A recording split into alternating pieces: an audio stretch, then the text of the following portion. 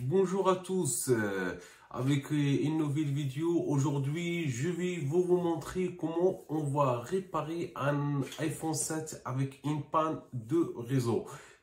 Ça veut dire que la personne, il a réinitialisé son iPhone et après, quand il voulait faire l'activation de l'iPhone, l'activation, ça paraît impossible. C'est une panne connue chez les iPhones.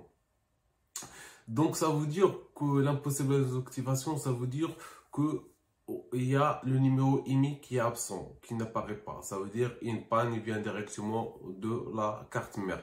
Alors, on va commencer. Je vais vous montrer la panne et après, je vais vous montrer comment on va commencer, on va réparer cette panne étape par. Donc, on a notre portable, on configure la langue. Ensuite, on va le connecter par un réseau Wi-Fi. On rentre notre code de notre réseau.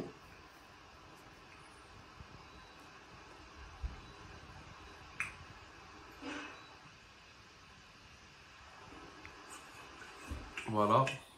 Donc, comme vous voyez sur la vidéo, activation impossible. On revient derrière.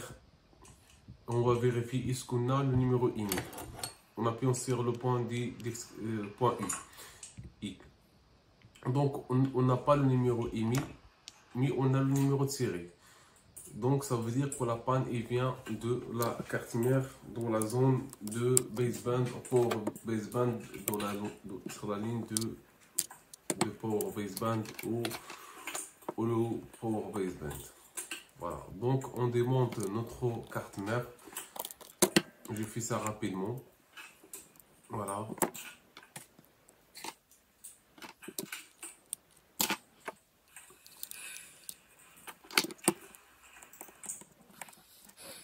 Tout d'abord, on commence par démonter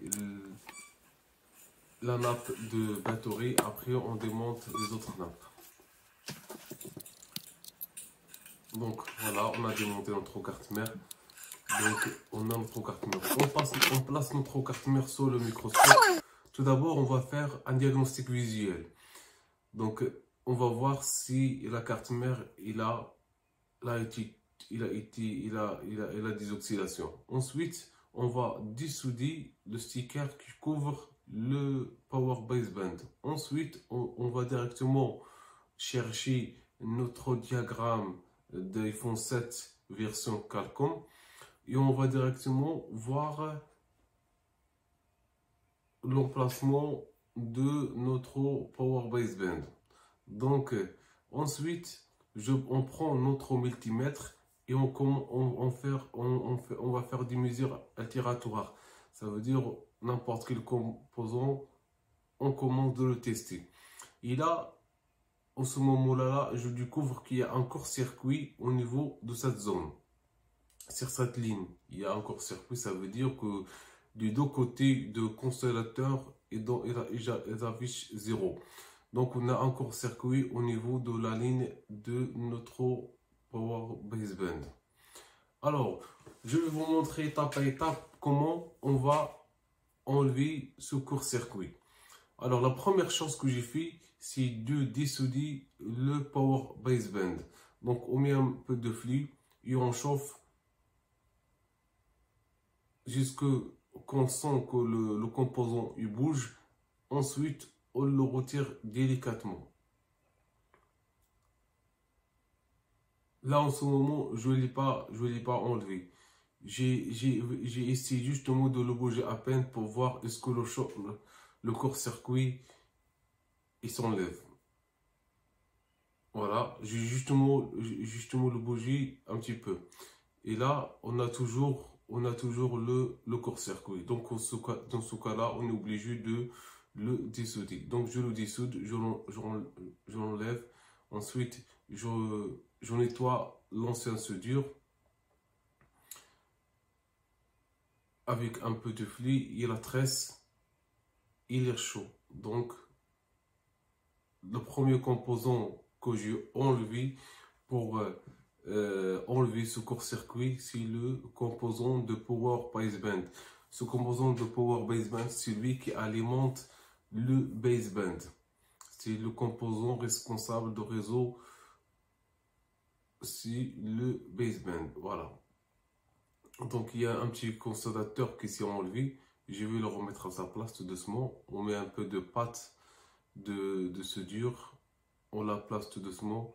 Et ensuite, je ressoude notre consommateur. Voilà, c'est bien. Il a pris sa place. Ensuite,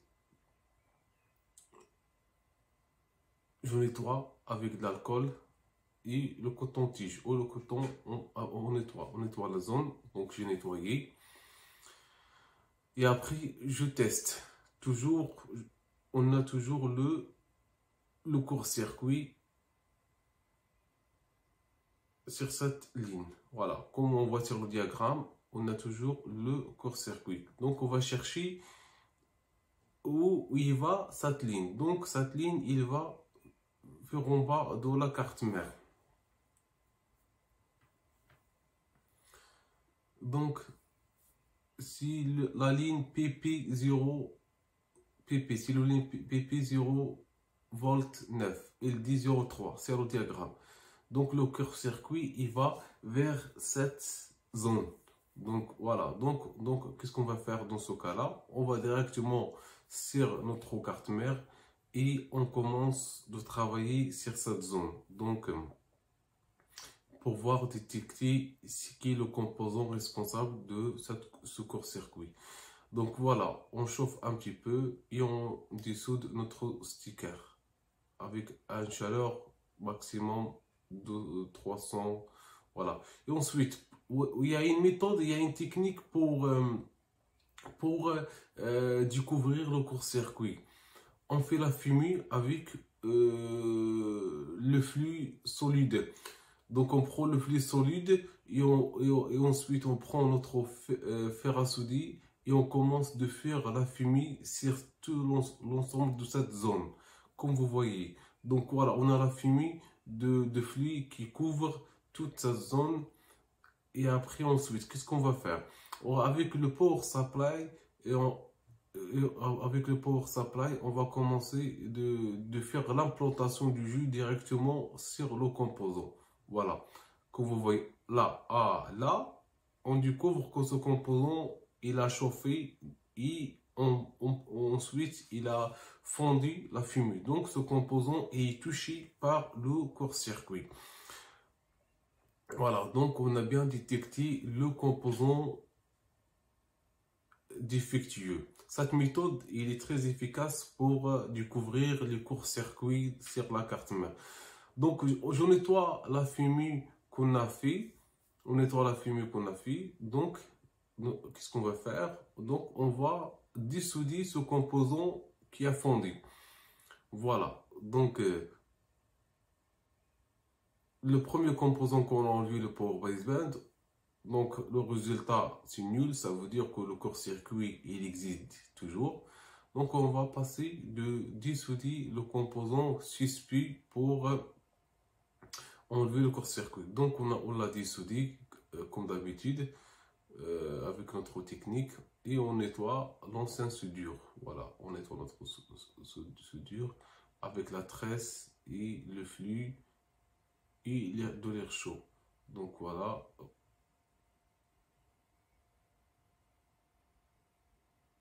J'ai changé la tresse parce que elle était pleine de soudure. Donc j'ai amené un autre bout de tresse et avec l'air chaud on nettoie les points de l'ancienne soudure. Voilà, comme vous voyez sur la vidéo. Toujours après dans le nettoyage de l'ancienne soudure, on nettoie aussi la zone avec l'alcool et le coton-tige. Donc on nettoie, comme vous voyez. Voilà. Et on va voir est-ce que le court-circuit ici enlevé. Alors, donc, comme vous voyez, j'ai enlevé le power baseband. Voilà. Et je teste pour voir est-ce que le court-circuit ici enlevé. Mais malheureusement, malheureusement, le court-circuit, il existe déjà. Donc, normalement, le court-circuit est toujours présent. Alors, on va le chercher ailleurs. Donc, toujours, ça bip dans les deux côtés de composants. Quand ça bip dans les deux côtés, sur les deux côtés de composants, ça veut dire que le court-circuit, il y est toujours. Donc, alors, on va revenir vers notre schéma de diagramme et voir la ligne de ce composant où il va. Voilà, on va refaire.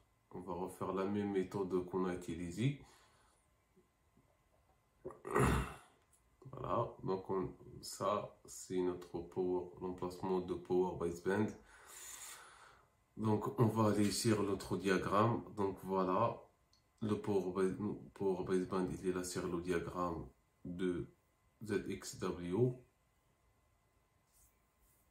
Donc, on va chercher la ligne de PP où il va. La ligne PP, voilà. Donc,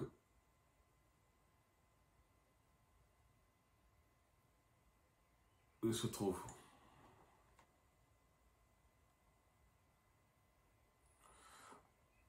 Donc, donc après, il y a les filtres qui donnent vers les deux côtés. Ça veut dire les filtres, les filtres qui font le pont de jus vers un autre composant. Donc, il faut avec le ZWZ, voilà ce que je voulais dire. Donc, qu'on a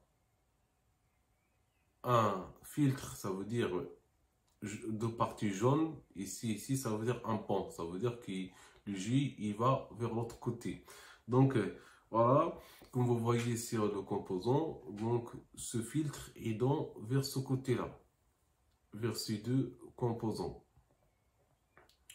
ces deux consommateurs, voilà. Donc, c'est un résistance, voilà, un résistance, un filtre qui donne vers deux résistances. Donc, ces deux résistances, quand je les teste, ça bip sur les deux côtés. Donc, il y a un court-circuit. Donc, je nettoie toujours. Voilà, comme ça reste propre. Et je prends mon multimètre et je teste cette zone pseudo-résistance. Donc voilà, tac, je teste là, je sais que si ça pipe dans les deux côtés. Chaque fois que je pose le bout de multimètre, ça bip sur les deux côtés. Tac, tac. Voilà, donc on a toujours le court-circuit qui circule sur la zone de Power Baseband. Alors, donc, qu'est-ce qu'on va faire dans ce cas-là? On va rechercher le flux. Donc, ça donne vers l'autre composant d'OMO. Ça donne vers ici, vers la carte mère.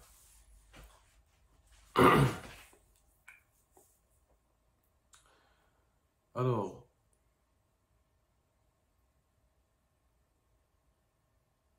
donc on va mesurer là, tac, tac.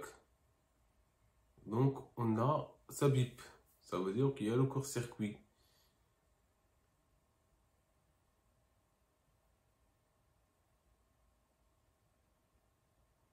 Non, pardon, c'est pas ça ce que j'ai fait. Alors, qu'est-ce que j'ai fait tout d'abord? J'ai cherché une autre carte mère pour remplacer le composant qui a chauffé au premier temps. Donc, voilà, je l'ai dissocié. Voilà. Souvent, qu'on a là pour vérifier est-ce que c'est bien, ça bip sur les deux côtés. Voilà, pour faire une comparaison, j'ai cherché une autre carte mère et j'ai testé sur cette carte mère pour voir est-ce que j'obtiens le même résultat que j'ai obtenu sur le carte mère défectueuse. Donc apparemment, c'est différent. Ça veut dire que sur ces deux résistances, il ne bip pas sur les deux côtés. Ça veut dire que il y a toujours le court-circuit sur la carte mère défectueuse. Donc, en même temps, j'ai récupéré le composant. Souvent, voilà, comme souvent, si on n'a pas de diagramme, on utilise des cartes mères fonctionnelles pour des cartes mères fonctionnelles pour faire la comparaison des valeurs avec le multimètre. Voilà. Donc, voilà, je teste là, et si ça ne bip pas sur les deux côtés, sur la carte mère fonctionnelle. Voilà. Tac, tac.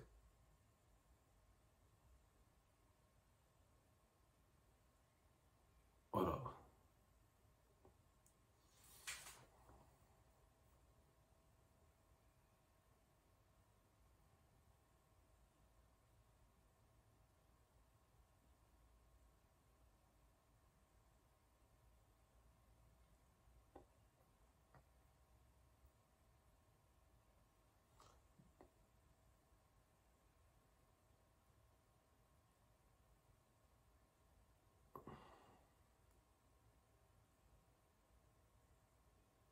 Donc voilà, après je reviens vers le diagramme, je cherche la ligne où il va de où il va, et il touche quoi cette ligne, quels composants il touche cette ligne qui est le court-circuit, qui sont les autres parties, les autres composants qui touchent cette ligne. Donc voilà, là j'ai mis la fumée du flux sur le composant, et je fais la plantation du jus. Et là, on a le composant de haut qui défectue, qui chauffe. Donc, voilà, comme vous voyez, le composant de haut, il chauffe. Donc, lui aussi, il est défectueux. Voilà, donc, comme vous voyez, comme vous avez vu sur la première partie, pour découvrir la source de ce court-circuit, tout d'abord, j'ai dissoudé le port baseband. Ensuite, j'ai dissoudé le composant de réseau. Et après, ça donne rien. Ensuite, je découvre qu'il y a un autre composant qui est défectueux, qu'on doit le changer. Voilà. Donc, je vais le dissouder et voir est-ce que la panne de court-circuit il va s'enlever. Alors, euh, tout d'abord, donc on a vérifié la ligne de défectueux et la ligne qui est touchée par le court-circuit sur notre carte mère. Maintenant, on va utiliser notre méthode pour découvrir le composant qui réchauffe. Alors, on va prendre la fumée de flux solide et on la fond avec le fer à souder. On essaye de l'étaler sur l'ensemble de la zone touchée par le court-circuit. Voilà. Après qu'on a fait la fumée, on prend le voltage et on met les deux bornes de voltage sur cette ligne. Ça veut dire partie positive sur la partie positive, la partie négative sur la partie négative. Et là, on découvre que le composant en haut, c'est lui qui réchauffe. Ça veut dire que ce composant qui est défectueux. Alors, on nettoie la fumée qu'on a utilisée pour découvrir le composant qui chauffe. Et on va directement le dissouder et voir le résultat. Est-ce que le court-circuit est enlevé? Voilà, donc on a bien nettoyé. Et on prend notre air chaud et on pose un peu de flux. Voilà. Et on commence de chauffer notre composant tout doucement avec l'air chaud. Avant de le retirer, il faut le toucher pour voir est-ce qu'il bouge ou non. Donc, dès qu'il bouge, ça veut dire qu'il est prêt pour le retirer. Voilà, donc, comme vous voyez sur la vidéo, notre composant, il commence d'être chaud, avec la chaleur de l'air chaud. On le bouge, on le touche à peine un petit peu. Et là, on sent qu'il est prêt à s'enlever. Voilà. Donc, chaque fois, on teste. Chaque fois, on se rapproche vers ce composant pour voir est-ce que il est prêt à le retirer. Voilà. Donc, c'est bon. On le dissoude. On le met à côté. Maintenant, on passe à la phase de nettoyage. On prend un bout de tresse et avec de l'air chaud, on commence de gratter l'ancien étain. Voilà, donc comme vous voyez sur la vidéo, cette méthode c'est pratique pour enlever l'ancien soudure de composants. Voilà, avec de l'air chaud et notre bout de tresse, on enlève l'ancien soudure. Et la troisième phase, c'est de nettoyage de flux. Donc, on prend un peu d'alcool, on pose un peu d'alcool et avec un coton-tige, on nettoie la zone de notre composant qu'on vient de dissouder. C'est ça les phases de dissouder un composant. Voilà. Donc, je mets un peu de flux, je chauffe, j'attends que le composant. Et on nettoie très bien. Soit bien chaud.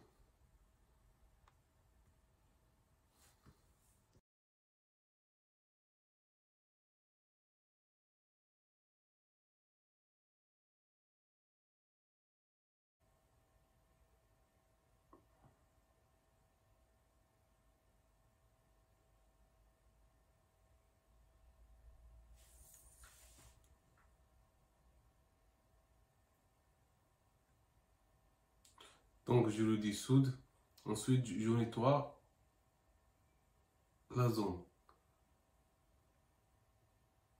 Voilà, c'est nettoyé. Alors, on a trois composants qui sont dissoudés. Alors, maintenant, on va tester pour voir est-ce qu'on a toujours le court-circuit. Là, je teste ici, c'est bon. Je teste là, c'est bon. Donc, on applique le court-circuit. Donc, le dernier composant défectueux sur cette ligne de Power Baseband, on l'a enlevé. Donc, c'est bon. Donc, voilà, je vérifie. Je revérifie. Donc, voilà, on a le court-circuit qui s'est enlevé. Donc, c'est bon. Voilà. Tac, ici, ce côté-là, ça donne une valeur, ce côté-là, ça bip. Voilà, donc ça correspond bien à ce qu'on a sur le schéma. Je monte vers l'emplacement de Power Baseband et je vérifie. Donc le court-circuit est ici enlevé. Donc on était obligé d'enlever trois composants pour enlever le court-circuit. Voilà, donc comme vous voyez, voilà, donc sur le schéma,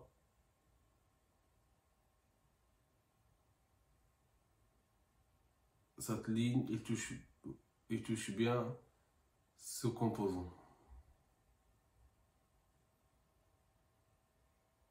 C'est la ligne PPVDD sur le diagramme. Donc,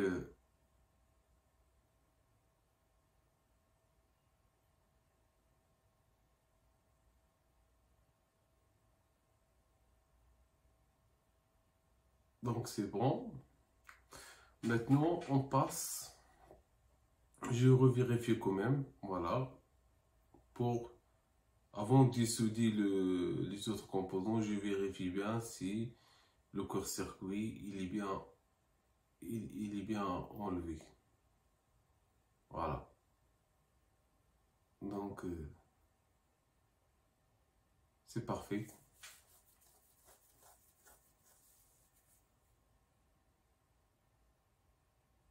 Le grand travail, on l'a fait. Ça veut dire qu'on a enlevé le court-circuit. Voilà. Qu'est-ce qu'il nous reste à faire? C'est de remplacer les composants qu'on a dessoudés. Voilà. Donc, comme je vous expliquais, quand vous ne trouvez pas les composants, c'est mieux d'utiliser les cartes mères, iCloud ou les cartes mères qui sont hors service pour récupérer des composants afin de les remplacer sur notre carte mère qu'on veut réparer. Par exemple, moi, c'est ce que j'ai fait. Voilà, sur la vidéo, comme vous voyez, donc c'est une carte mère qui n'est pas fonctionnelle. Je récupère ce composant. Et voilà, c'est pratique d'avoir des cartes mères hors service ou iCloud pour récupérer des composants, voilà, pour réparer une. Voilà, c'est vraiment pratique. Après, ça sera sur place. Au lieu d'attendre de commander le composant et d'attendre que le composant arrive avec le temps de livraison, ça prend du temps. Et c'est mieux d'avoir des cartes mères sur place pour récupérer les composants. Voilà. Donc, voilà, je dissous de ce composant. C'est le dernier composant qu'on a dissoudé. Voilà. Après, je vais vous montrer comment faire le rebillage de ces composants. Voilà. Donc, je vérifie quand même. Est-ce que la valeur sur cette carte mère correspond à la valeur de notre carte mère défectueuse? Voilà. Ensuite, donc, on a récupéré les trois composants. Donc, on a trois composants qu'on a dissoudés sur la carte mère défectueuse. Donc, oui, on les a récupérés de notre carte mère qui est hors service. Maintenant, on passe à faire le rebillage de ces composants afin de les ressouder sur notre carte mère défectueuse. Voilà. Donc, c'est pratique d'avoir des pochoirs. Voilà. C'est pratique d'avoir des pochoirs adaptés avec différentes formes du composant. Voilà. Donc, j'ai pris, parce que comme il y a, pour l'iPhone 7, il y a deux versions, Qualcomm et Intel. Donc, c'est mieux d'avoir des pochoirs adaptés pour les deux versions. Comme ça, on ne galère pas. Donc, voilà, notre premier composant, il est là. Qu'est-ce qu'on va faire? On va le placer sur un support afin de nettoyer l'ancien soudure. C'est mieux de faire ça. Parce que si on ne fait pas ça, on va galérer un petit peu pour faire les points de soudure. Voilà. Donc, on le place sur ce support-là. C'est un support spécial pour tenir les tout petits composants. Voilà. On met un peu de flux et on prend notre fer à souder avec la tresse et on nettoie l'ancien soudure. Voilà. Et qu'on a nettoyé l'ancien soudure, on commence à nettoyer le composant avec de l'alcool comme ça, propre. Et après qu'on a trouvé le bon pochoir adapté à la taille de notre composant, on met un peu de pâte de soudure et on chauffe tout doucement, délicatement, pas une grosse chaleur. Donc là, sa chaleur, c'est maximum 200 degrés et ça chauffe bien. Donc on tourne notre pochoir et on retire notre composant tout doucement, sans casser les points de soudure.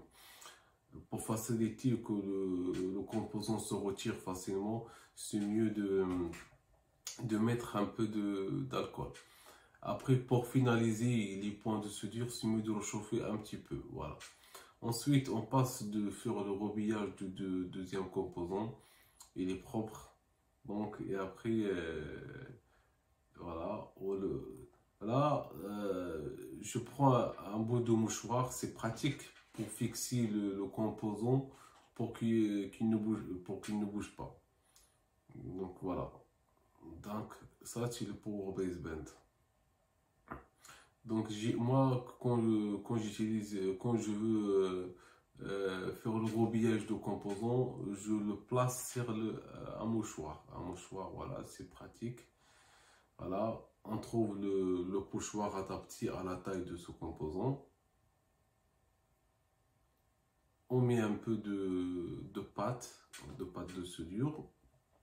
Et on cherche notre air chaud et on chauffe tout doucement. Et voilà, le rebillage est parfait. Certaines fois, ça déborde. Voilà, mais il faut justement, voilà, ça déborde un petit peu. Voilà.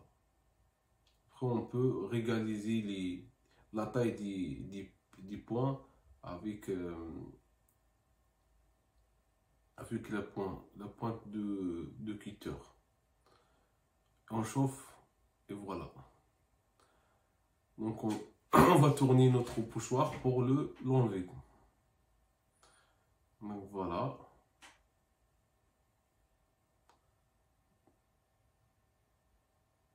On commence le nettoyage. Et on met un peu de fluide et on chauffe. Voilà. Donc notre deuxième composant est prêt pour le ressouder sur notre carte mère. Donc maintenant, on va le souder sur notre carte mère. Voilà, donc on met un peu de fluide et on met le composant dans le bon sens. Si soit pour savoir le bon sens de composant, soit on se base sur le diagramme, soit on regarde une carte mère, fonctionnelle pour voir le bon sens de composant. Et après, chaque composant, il y a un point noir. Ce point noir, ce qui indique le sens et la direction de composant. Je vérifie quand même ce qu'il y a appelé le court-circuit. Quand j'ai soudé le composant de Power Baseband, je vérifie quand même est-ce que le court-circuit n'est plus là. Donc ensuite, voilà, là je cherche le sens de ce composant. Le sens, il est indiqué sur le diagramme. Regarde, il y a le carré rouge, après il y a un carré orange. Un petit trait orange. C'est ça, c'est le sens de composant. Donc voilà. On a ressoudé notre deuxième composant. Donc il ne reste que... Voilà, je vérifie quand même si tu veux bien, si on n'a pas le court-circuit, si le court-circuit revient. Voilà, donc je revérifie. Voilà. Donc on n'a pas de court-circuit. Ce troisième composant, j'ai galéré pour faire le rebillage parce que je n'ai pas trouvé la forme adaptée à sa taille. Donc, qu'est-ce que j'ai fait? J'ai pris j'ai cherché, je n'ai pas trouvé, mais quand même, j'ai essayé de dépanner, voilà, pour faire le rebillage. Donc, j'ai pris un pochoir d'un Samsung qui a un peu presque la même format de point de soudage. Mais quand même, il y a une partie, la ligne derrière, il n'y avait pas le rebillage. Donc, je veux le faire manuellement. Donc, je prends mon composant et je vais essayer de refaire encore deuxième fois. Voilà. Donc, je vais faire la deuxième fois pour voir est-ce que ça va le faire. Donc pour faire le rouillage de la dernière ligne.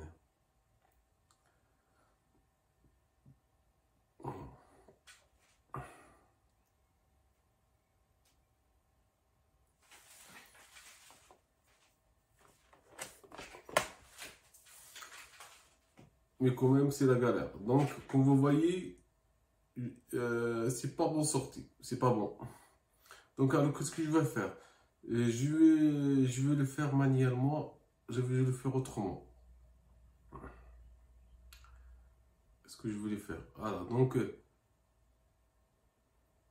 les petits points, je les prends un par un et je les place sur l'emplacement des points.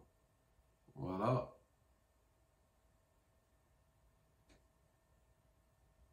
Comme vous voyez, c'est un peu la galère. C'est pas facile de faire cette méthode. Voilà. Parce que chaque fois, c'est la galère. J'ai galéré franchement. Donc, parce que chaque fois, c'est difficile de placer les teints sur chaque point. C'est pas facile. Voilà. Donc, surtout qu'on n'a pas de bon pochoir. Voilà. Donc, voilà. J'ai essayé cette méthode pour refaire pour refaire les points de soudure.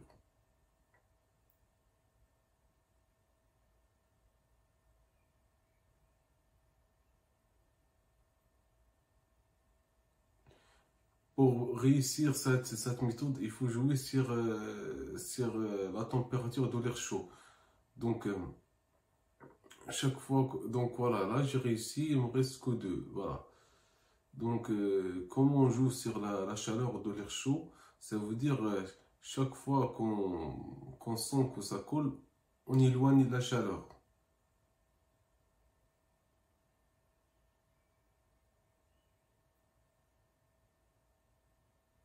Voilà, c'est la galère. Voilà, c'est la galère, c'est la galère. Franchement, c'est la galère. C'est pas facile de travailler comme ça, mais certaines fois, on n'a pas le choix. Voilà, voilà. Donc, j'ai essayé d'avoir la même taille de chaque point. Voilà, donc,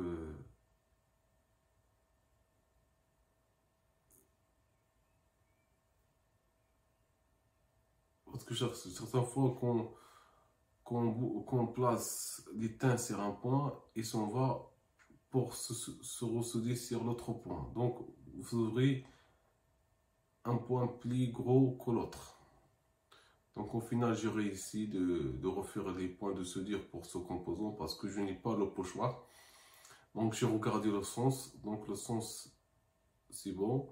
Maintenant, je chauffe. Et là, je revérifie quand même, est-ce que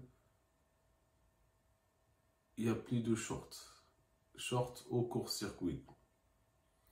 Donc, parfait, nickel. J'ai terminé de ressouder tous les points, tous les composants que j'ai dissoudés. J'ai terminé, voilà. Donc, maintenant, qu'est-ce qu'on va faire? Alors, on est obligé de refaire le flash de la carte mère. On est obligé de le refaire. Voilà. Certaines fois, vous serez pas étonné quand vous réparez la panne et quand vous terminez de réparer la panne et quand vous essayez de faire l'activation, ça ne fonctionne pas. Il faut absolument de refaire le flash. Voilà. On est obligé de refaire le flash en cas si la carte mère ou le téléphone a été réinitialisé. Là, dans ce cas-là, on est obligé de refaire le flash. Donc, pour refaire le flash, moi, j'utilise ce logiciel qui s'appelle 3U Tools. C'est une application plus pratique et plus rapide que utiliser iTunes. Donc, ce qui le rend encore plus pratique, c'est d'utiliser déjà le flash et de le mettre sur l'ordinateur directement quand on commence de flasher la carte mère, on flash notre iPhone, on trouve déjà notre, euh, notre firmware, notre logiciel est déjà prêt. Voilà. Donc, c'est mieux de préparer les flashs, les firmware, voilà, de les télécharger déjà à l'avance et de les mettre déjà sur l'ordinateur. Comme ça, c'est pratique. Quand on veut flasher un iPhone, on sélectionne directement le flash et le flash directement sans attendre de télécharger le firmware parce que c'est voilà, notre carte mère est déflashée et voilà, comme vous voyez, on a le numéro émis et on va vérifier le résultat de notre travail. Donc, on place notre carte mère sur le châssis, on allume notre carte mère. C'est un sacré travail tout ça. Voilà. On attend, voilà, regardez, c'est parfait. Notre émis, enfin, il s'apparaît. Alors, on va commencer l'activation. Au début de notre vidéo, quand on appuie sur I, le petit icône I, on obtient que le numéro de série. On n'obtient pas le numéro émis. Et là, le numéro de série et le numéro émis, ils sont apparus tous les deux. On attend le résultat d'activation.